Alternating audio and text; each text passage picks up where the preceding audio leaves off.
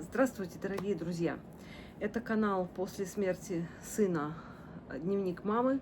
И я его создатель и ведущая Екатерина Варади. И сегодня идет 66-й день с тех пор, как от нас ушел мой младший сын Иван, фотографию которого вы видите сзади. Сегодня видео снято в необычных условиях. Мы приехали на дачу. И, пожалуй, именно с этим фактом связано настроение этого дня. Пожалуй, впервые за все время я не имею четкой мысли о главной идее видео, о его лейтмотиве. Потому что, на самом деле, особенно не было на это времени. И сейчас, я сейчас посмотрю, сейчас 4:52 утра. Спать я еще не ложилась, потому что сегодня, во всех отношениях был необычный день. Сегодня мы с мужем, наш старший сын со своей невестой и наша общая, очень любимая подруга, которая приехала из другой страны, она происходит из Украины и сейчас в связи с войной пережидает войну в другой стране. И она приехала буквально на несколько дней, чему мы все безумно рады. И мы рискнули поехать буквально на одну ночь на дачу. Почему рискнули? Потому что лично я на даче не была 2 года. Чуть меньше, чем 2 года. 2 года назад, когда Ваня уже начал заболевать, то есть у него уже болела спина. Но, в общем, позапрошлом году это было последнее лето его относительно здоровой жизни. Да, у него периодически побаливала спина, но он участвовал в лагере в нашем. Мы ездили, мы не поехали тогда отдыхать по какой-то причине, не помню, но мы оставались летом все вместе дома, и он очень сильно наслаждался летом, жил, радовался, и вот это в основном мы с ним были здесь вдвоем. Потому что я, как художник, у меня были такие летние каникулы и в церковной школе, и в нашем клубе живописном.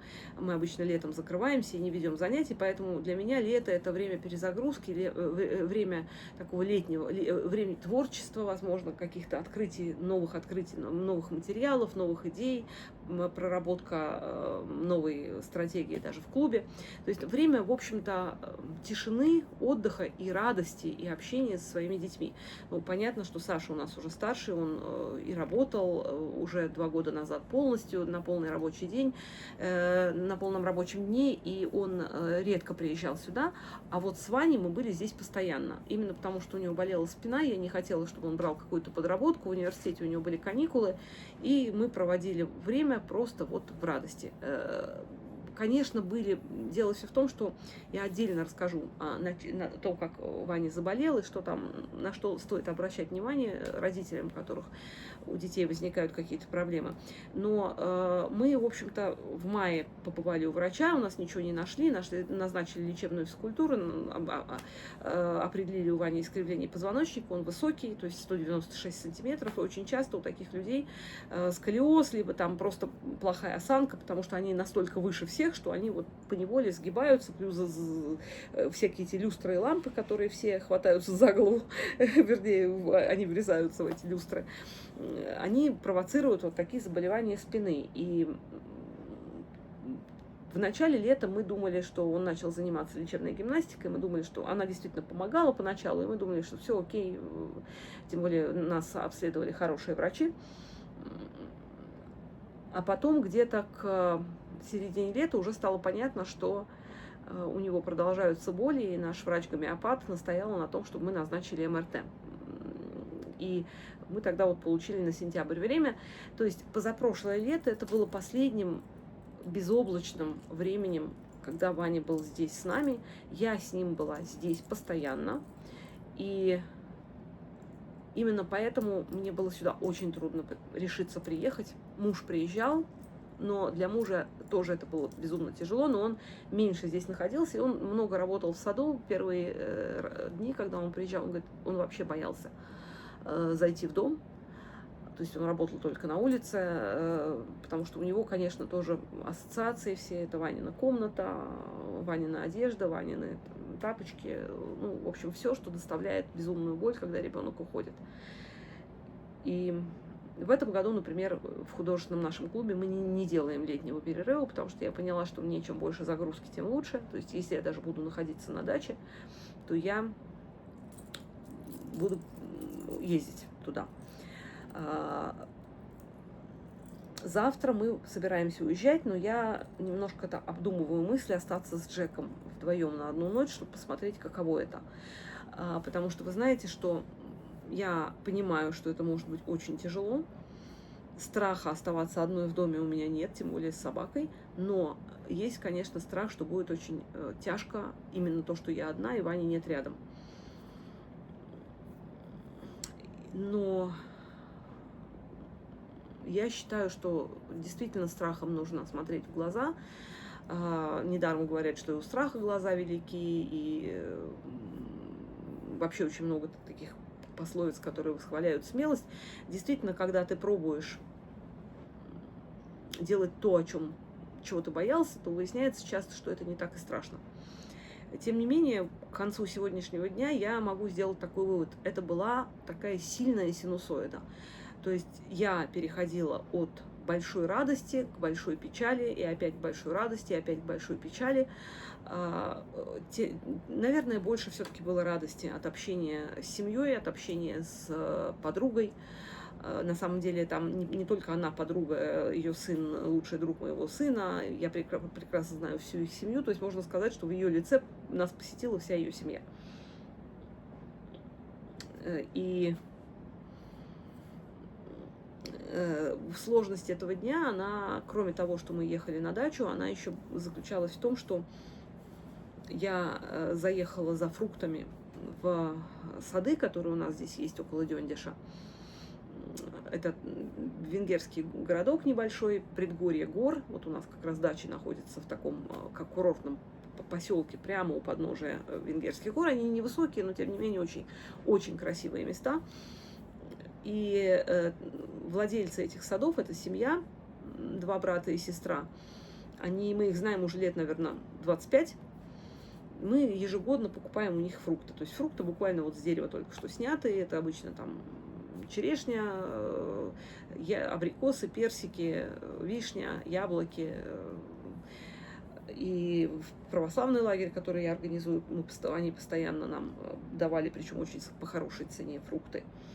То есть это семья тоже, с которой мы сроднились, и я, предвидя, что мне придется об этом рассказать, я пошла по пути наименьшего сопротивления, я просто позвонила старшему брату и рассказала о ситуации. Он был, конечно, глубоко поражен.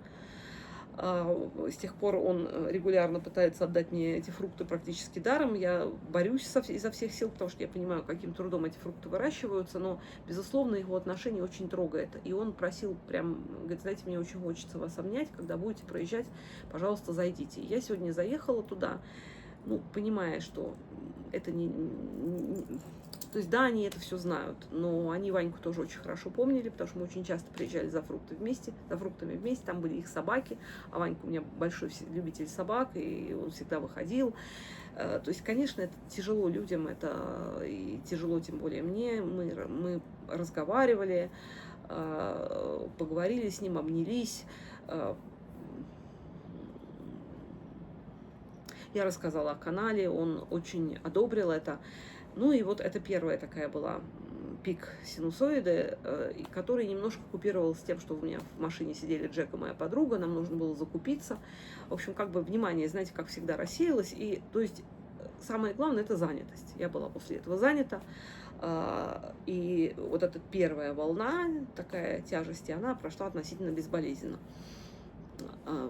Потом, когда мы приехали домой, то там, конечно, было в первые минуты вообще тяжко, потому что, несмотря на то, что Саша переорганизовал комнату, то есть переставил мебель, купил другую кровать в той комнате, где жил Ваня, то есть она уже так о нем, частично о нем не напоминает, но все равно, конечно, весь дом – это сплошное одно воспоминание. Я взяла с собой фотографию. Мы, когда сидели за столом на террасе, там эта фотография тоже стояла с зажженной свечой. Понятно, что незримо Ваня присутствовал с нами все это время. Я это чувствовала все время, я не знаю, как другие, но я это чувствовала, но тем не менее видела, что несколько раз и у мужа, и у сына, и на глаза наворачивались слезы. Я хотела, так сказать, усилить синусоиду и пойти в тот ресторан, в который мы ходим уже, опять же, лет 25. Мы там всех знаем, и нас все знают, владельцы этого ресторана, тоже семья. И они тоже ничего еще пока не слышали. То есть нам нужно было бы сегодня пойти туда. И мой муж не смог. Он сказал, что, знаете, идите без меня, я не могу. И мы не пошли, естественно. Мы остались дома, готовили дома, ужинали. И пока мы распаковывали, конечно, было вот это ощущение, вот куда бы ты, знаете, когда ты заходишь, и ты чувствуешь, что вот такой внутренний какой-то страх за свой рассудок, я даже не знаю, как это можно объяснить, такое очень сложное чувство, когда ты даже ты не опасности ждешь, ты ждешь какого-то болезненного воспоминания очередного, которое тебя настигнет, потому что ты заранее спланировать ничего не можешь. И буквально вот с каждым там креслом, с каждой картиной, с каждым, я не знаю, полотенцем здесь все связано. Дом очень, сад мы в этом году привели в порядок, там здесь Саша будет играть свою свадьбу для молодежи, то есть мы бассейн починили, который там 100 лет был в заброшенном состоянии. То есть энергетика изменилась, но, конечно, из нее пропал один из очень важных компонентов, это Ваня, его голос, его такая живая энергия, хотя я до сих пор продолжаю его чувствовать рядом, но это все-таки немножко не то же самое, ну, сами понимаете.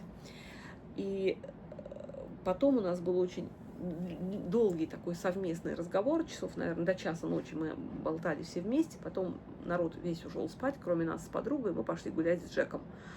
И гуляли где-то тоже еще около часа, и тут я немножко могла выговориться, рассказала о том, что и как происходило, что и как, то есть, знаете, более подробности, более лично, более такие моменты, которые болезненно было рассказывать по телефону. И это, пожалуй, конечно, была такая самая острая, самая низкая часть синусоиды, в том плане, что на наиболее низкую отметку упало мое настроение, немножко там слезы появились, но да, и я была в таком состоянии, что я вполне могла, там подруга меня взяла, обняла, и я вообще трудно переношу утешение, потому что мне от них становится хуже, то есть очень, конечно, захотелось слегка повыть, вот, но опять я стала уже говорить подруге просто вот то, что меня держит, то есть удерживает от вот этих сильных волн. Да, я выговорилась, я рассказала о том, как он умирал, что я чувствовала, как мы с ним прощались, то есть как он, там, последние дни его болезни. То есть я действительно из себя выдала очень много того, что меня все равно жжет, сколько бы ты этого ни рассказывал. Но я все время говорила о том, что вообще, да, у меня есть все основания, как у матери, потерявшей сына, там, попадать в отчаяние, но я не устаю себе все время напоминать, что, во-первых, самое важное, что как бы там ни было, он больше не страдает. И это самая большая радость для матери, которая ухаживает за больным ребенком, знать, что ее ребенок не страдает. Причем вот это вообще вне зависимости от веры. Есть вечная жизнь, нет вечной жизни. Я совершенно точно знаю, я видела, как он умирал, я знаю, что он не страдает, что он не чувствует боли, что ему сейчас однозначно лучше, чем было. Я верю в то, что он живой, я верю в то, что у него все хорошо, что ему тепло, светло, и он в очень хороших руках. То есть это знание меня поддерживает еще сильнее.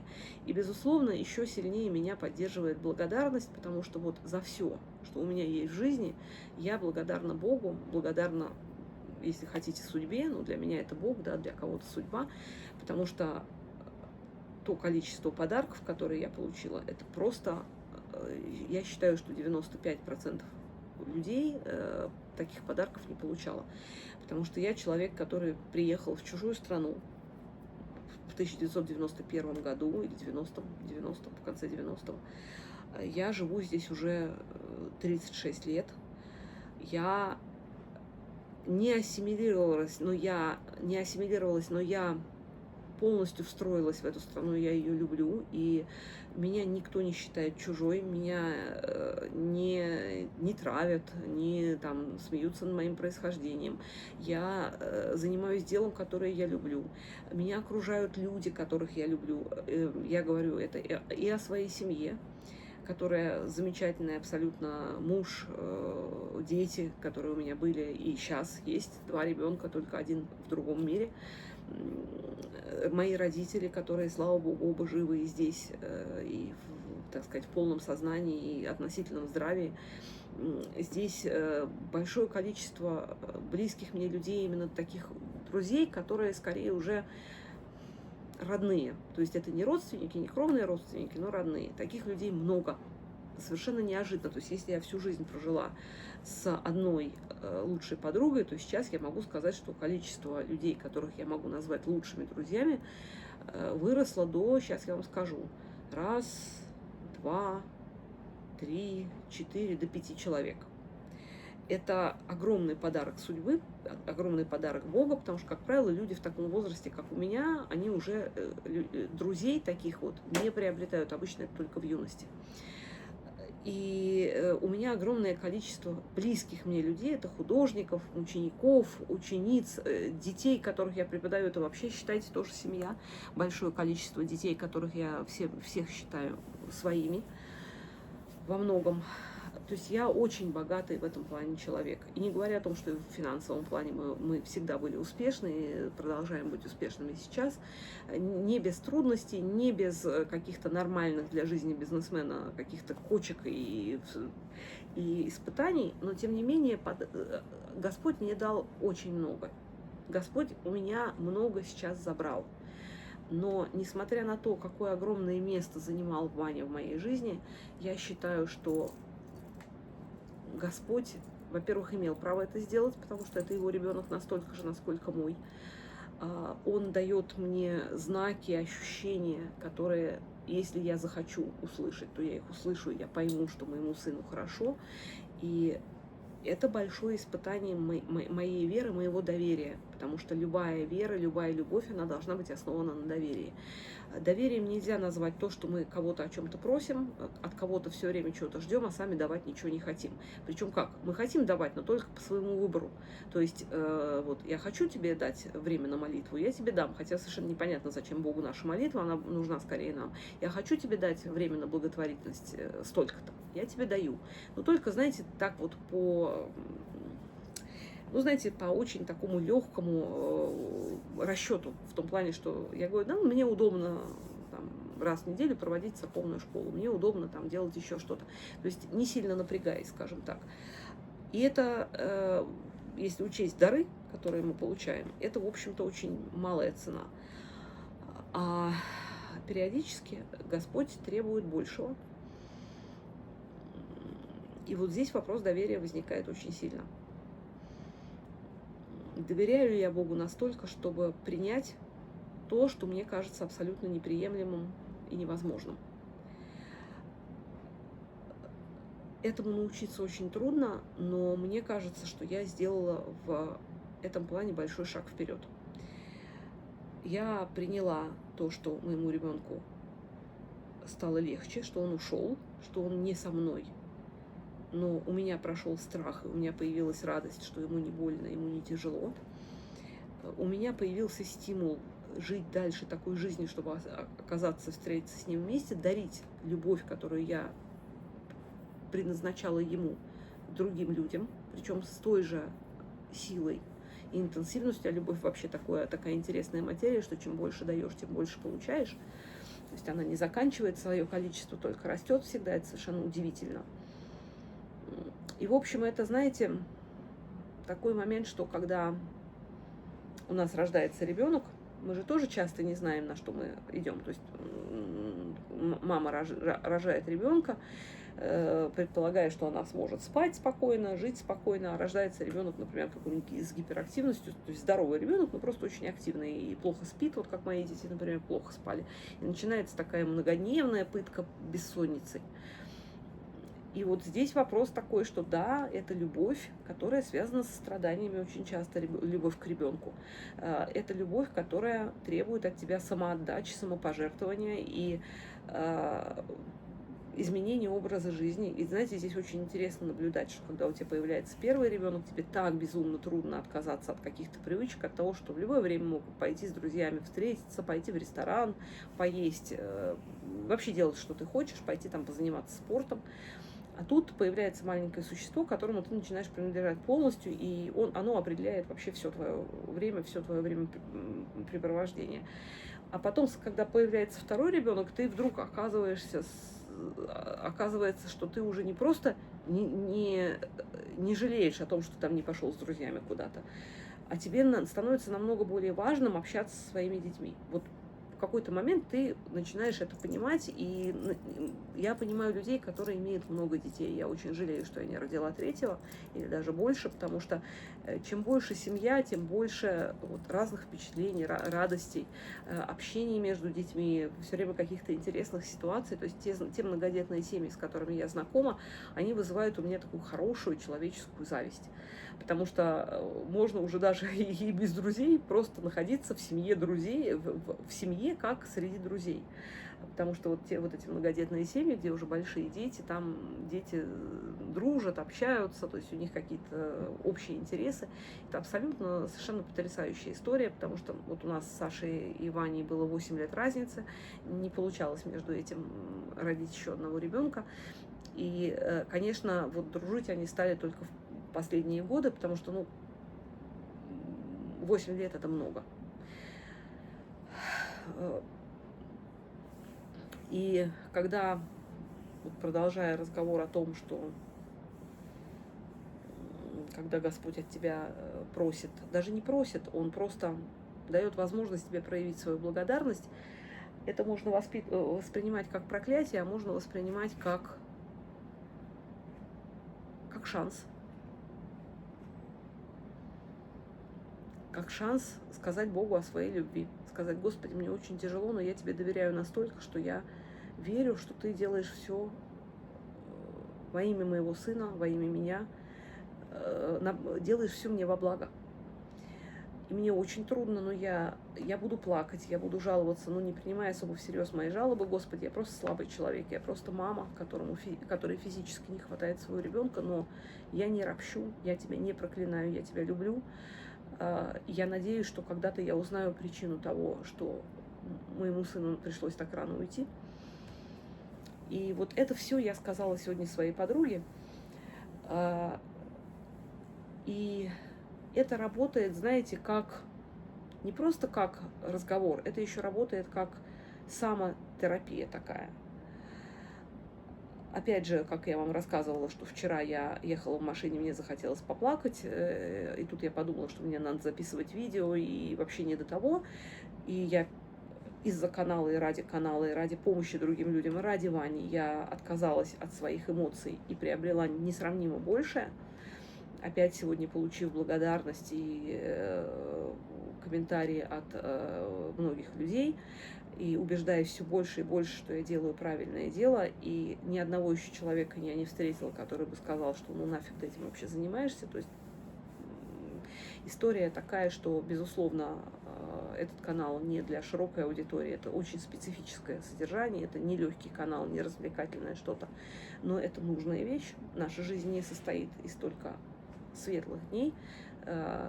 Тот человек достигает высот, который умеет хорошо переживать не только хорошие дни, потому что хорошие дни может пережить каждый, а вот плохие дни нужно извернуться, постараться не потерять ничего из того, что ты приобрел в плане духовном, когда приходят к тебе вот эти вот испытания. И сегодня, в общем, та же история была. Сегодня речь была не о канале, а просто я пыталась вслух проговорить не только опыт умирания моего ребенка, а опыт моих взаимоотношений с Богом, опыт моих раздумий по поводу того, как я должна это все переносить. Я попыталась осмыслить те задачи вслух, осмыслить те задачи, которые передо мной стоят. И вы знаете, слезы ушли сами по себе. То есть вот если брать всплески, мы, безусловно, потом еще умудрились очень здорово посмеяться. То есть здесь очень всяких подруга впервые здесь на даче уже была, но не была на втором этаже. И ночью, когда мы в 4 часа пришли, там стали вспоминать какие-то смешные вещи, там какие-то страшилки. В общем, смеялись до слез. То есть, опять же, вот знаете, вот удивительное существо человек. Вот только что мы говорили об уходе Вани. Только что мы там раздумывали о таких глубоких событиях, серьезных материях, и вдруг мы приходим и начинаем там безудержно смеяться, как дети, над какими-то совершенно такими смешными, маленькими, веселыми вещами, над Джеком, там, еще над чем-то. Просто, это очень близкий человек мне духовно, с замечательным чувством юмора, и мы просто великолепно друг друга себя чувствуем. То есть я давно такой счастливой себя не ощущала. Это просто вот слет родных людей, получается. Вот. И вот буквально это все вмещается в 1 час. То есть вот настолько многогранное существо человек, что нам об этом нельзя забывать. То есть когда вдруг на передний план, вот, наверное, это главное мораль сей басни, да?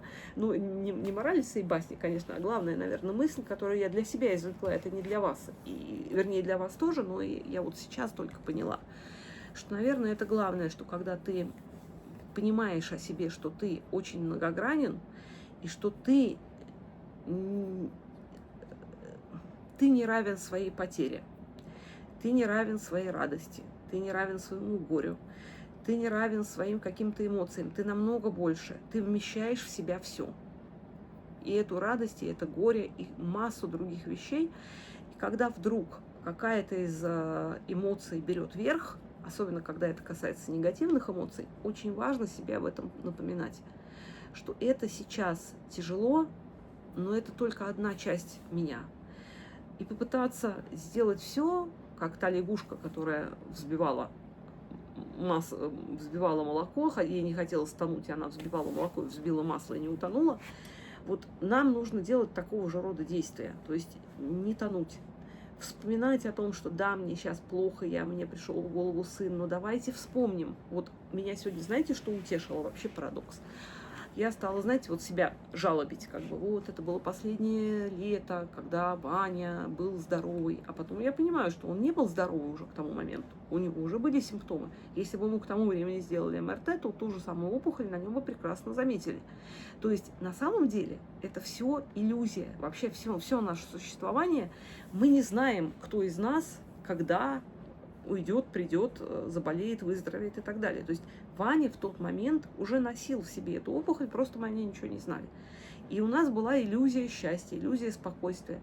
Поэтому благодаря тому, что нам эту опухоль нашли только в сентябре, мы провели последнее счастливое лето с Ваней здесь. И провели его хорошо. Для него были полноценные каникулы, а потом он начал лечиться. Плохо это? Я считаю, нет. Потому что никаких доказательств того, что мы опоздали, что мы были виноваты в том, что было какое-то промедление. Я помню слова нашего доктора, который посмотрел на это, сказал: вы можете понять, можете себя успокоить в том, что это уже появилось не сегодня, это появилось достаточно давно, и, может быть, даже если бы мы год назад сделали МРТ, там бы уже это было, может быть, чуть меньше, но чуть с меньшим количеством симптомов, но спина-то побаливала, да, периодически. Он падал, и там всякое было. Вот, то есть, как бы вот этот момент меня немножко утешил. И плюс, конечно, вот мои рассуждения о том, что я получила больше от Бога, чем я могла рассчитывать. Я, безусловно, ни в коем случае не могу сказать, вот знаете, вот такую фразу произнести, что потеря Вани — это меньше, чем то, что я получила.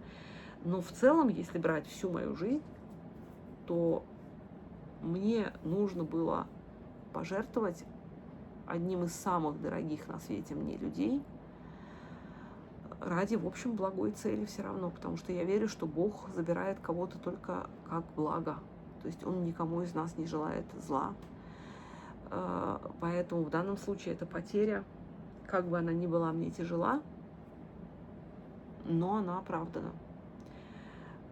она служит добру, а это, слушайте, это вообще обалденная вещь. Представляете, как было бы плохо, если бы он ушел, например, в зле, ну, там, совершив какое-то преступление, убив кого-то, или там, я не знаю, обколовшись наркотиками. Ну, с любым человеком такое может произойти. Насколько тяжелее было бы мне, чем вот сейчас, когда он ушел, ну, я не скажу, как святой человек, но как человек, который очистился от грехов однозначно.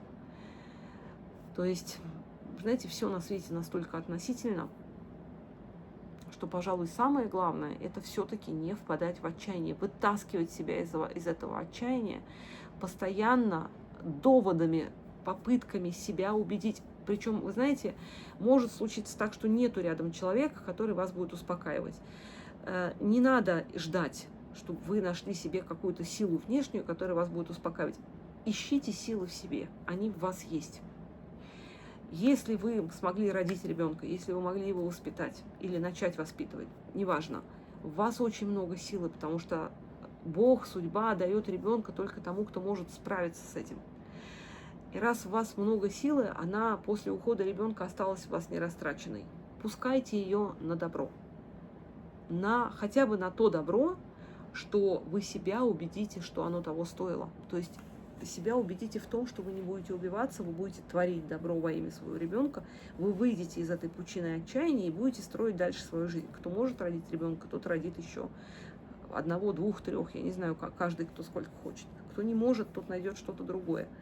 Но однозначно есть в жизни детские дома, где можно быть волонтером, больницы, где можно быть волонтером, приюты для животных, дома престарелых,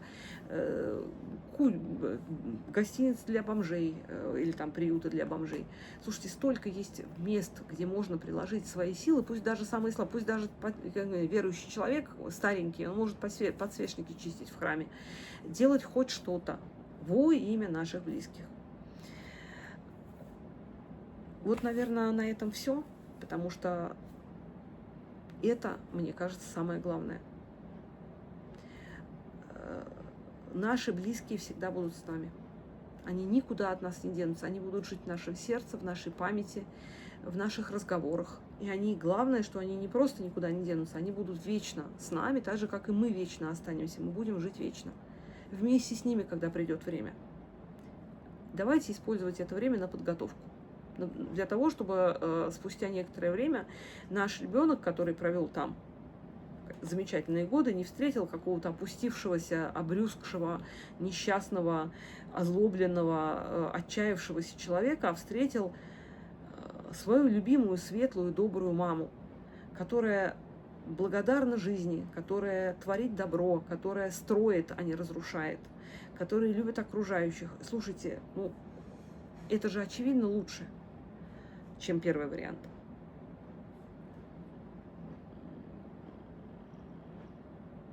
Я довольна сегодняшним днем. Он был тяжелый, но я его пережила. Я записала это видео, хотя времени 5:25, а мне его еще редактировать, то есть спать мне сегодня тоже не придется. Но, ребята, я это сделала. Я обещала, и я сделала. Дневник мамы продолжается. Для тех, кто не смотрел предыдущие выпуски, могу порекомендовать. Вчера был выпуск, например, он назывался «Как не сойти с ума после смерти ребенка». Я создала плейлист, который называется «Дневник мамы». Можете, я постараюсь еще поработать над заголовками, чтобы было очевидно, над чем, какая главная мысль каждого видео. Я понимаю, что это не легкое чтиво и не легкие просмотры, но тем не менее я надеюсь, что я кому-то сегодня тоже смогла помочь. Я желаю вам всем крепости духа, радости, несмотря ни на что. Находите радость, как, знаете, как говорят, цвет. Вот почему в темной комнате у кошки блестят глаза. Потому что они отражают тот свет, который мы с вами своими глазами не видим. Вот эта радость, она разлита в нашем мире вокруг. Только наши глаза периодически, наша душа, наш дух, они не в состоянии ее увидеть. Давайте сделать мелкий, вот этот вот тонкий тюнинг, настраивать наши чувства на то, чтобы этот свет увидеть. Вот просто в каждом шаге пытаться видеть хорошее.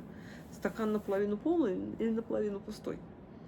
Сегодня не жарко, но зато и не холодно. Сегодня пасмурно, но зато не жарит солнце. Сегодня жарит солнце, но зато нет дождя. То есть, слушайте, границ нет. Наша фантазия, наш настрой, он создает мир, создает миры вокруг нас. Дорогие мои, я вас всех очень люблю. Держитесь, хвост пистолетом держите, как говорят. Еще раз говорю, мы прорвемся непременно. Особенно вместе, особенно с поддержкой друг друга. Я посылаю вам много-много лучей силы, поддержки, любви, терпения, веры, надежды и самого-самого хорошего. До свидания, мои дорогие. До завтра. Ой, извините, забыла попросить, что в том случае, если вы тоже переживали такие синусоиды и нашли какие-то способы бороться с собой, которые я не упомянула, то пишите, пожалуйста, в комментариях. Буду очень благодарна. И я, потому что мне это поможет, и другие, которые будут смотреть и читать. Все, вот теперь пока.